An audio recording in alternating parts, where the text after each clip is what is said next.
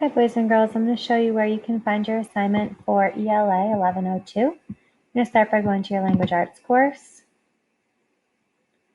And we're working in module 11.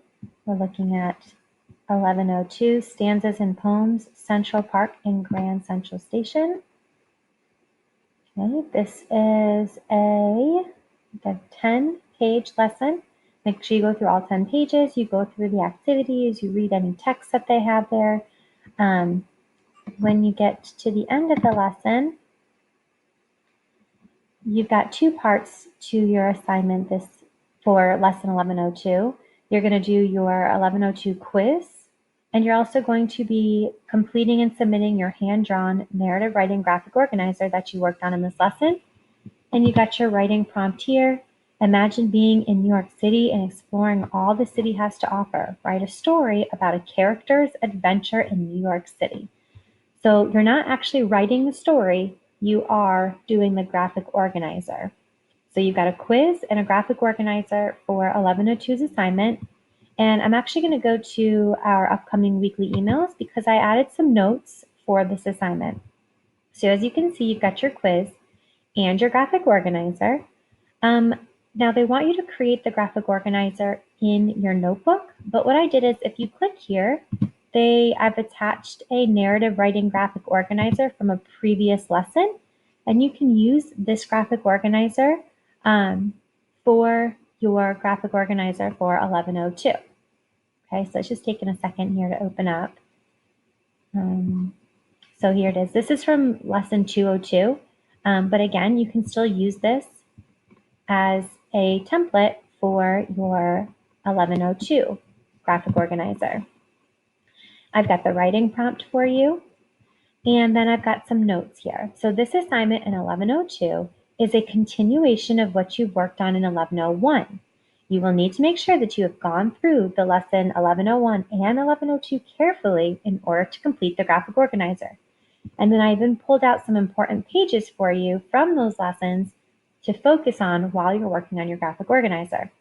In lesson 1101, pages 6 and 7 go through the writing process. It's the start of the writing process.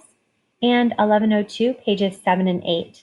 And I do want to make a note that on page 7 in 1102, it has a slideshow on how to complete the graphic organizer.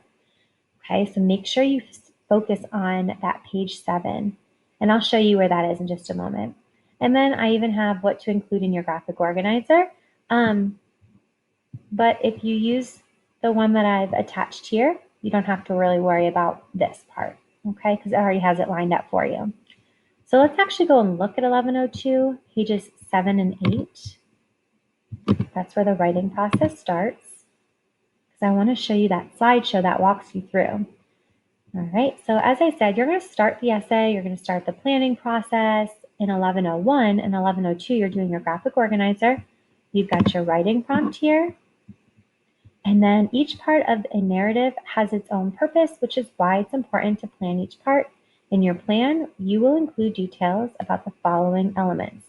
And this tells you what needs to be in your intro, what needs to be in your body paragraphs, and what needs to be in your conclusion. And then this is the slideshow I was talking to you about. It walks you through each section of that graphic organizer and what needs to be included into it. So you've got your intro. What are the goals of an intro?